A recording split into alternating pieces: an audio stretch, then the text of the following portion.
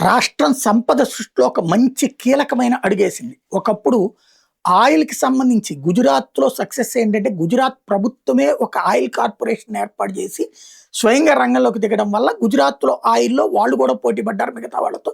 తద్వారా గుజరాత్ అభివృద్ధిలో ఉంది. మనకిక్కడ ఓఎన్‌జీసీ ఆయిల్ సొంతం చేసుకుంది. ఆ టైంలో ఆంధ్రప్రదేశ్ మనమంటూ టెండర్లు వేయలేదు.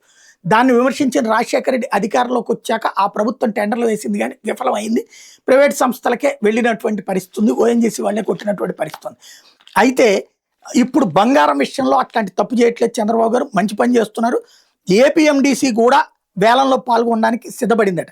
చిత్తూరు జిల్లా గుడిపల్లి మండలం చిగురుకుంట బి సానత్తంలో 22 లక్షల టన్నుల బంగారం ఖనిజ నిల్వలో ఉన్నట్టు అధికారులు గుర్తించే నేపథ్యంలో టన్ను ఖనిజాన్ని తవ్వితీసి శుద్ధి చేస్తే సగటున 5.64 గ్రాముల బంగారం వస్తున్న అంచనా వేసిన వేళ 12,500 కిలోల బంగారం వెలికి తీయొచ్చని భావిస్తున్నారు.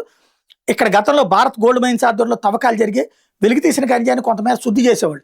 కర్ణాటకలోని కోలార్ గోల్డ్ మైన్స్ ప్రాంతానికి తరలించి పూర్తి స్థాయిలో శుద్ధిపరిచి బంగారాన్ని ఉత్పత్తి చేసేవాడు.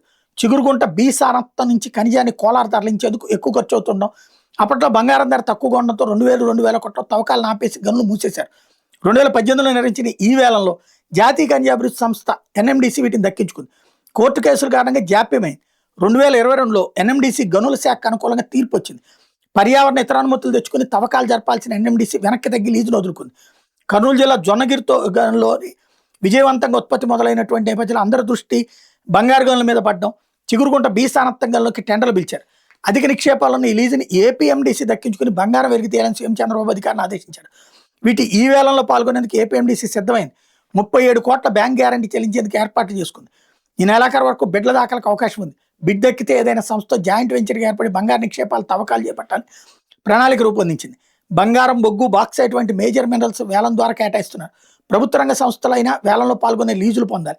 ఇటీవల తెలంగాణలో 2 బొగ్గు బ్లాకులను వేలం లేకుండా సింగరేణికి నేరుగా రిజర్వ్ చేశారు. ఒడిశాలో బాక్సైట్ లీజును ఒడిశా ఖనిజ అభివృద్ధి సంస్థకు కేటాయించారు. ఈ నేపథ్యంలో చిగురుకుంట బి సానత్తం గనులను ఏపీఎండీసీకి రిజర్వ్ చేయాలని కేంద్రాన్ని కోరేందుకు ఏపీ ప్రభుత్వం సమాయత్తం అవుతుంది. శ్రీ సత్యసాయి జిల్లా రామగిరిలోని 2000 హెక్టార్లోని ఉత్తర దక్షిణ బ్లాకులు, రొడ్డ మండలంలోని బొక్సంపల్లిలో 1740 హెక్టార్లు ఉత్తర దక్షిణ బ్లాకులు, ఎన్పి కుంట మండలం జవకొల్లో 5560 హెక్టార్లు ఏబిసిడిఈఎఫ్ బ్లాకుల్లో బంగారు ఖనిజ ఇన్వెస్టిగేషన్ లైసెన్సులకి ఏపీఎండీసీకి రిజర్వ్ చేయాలని కోరబోతోంది.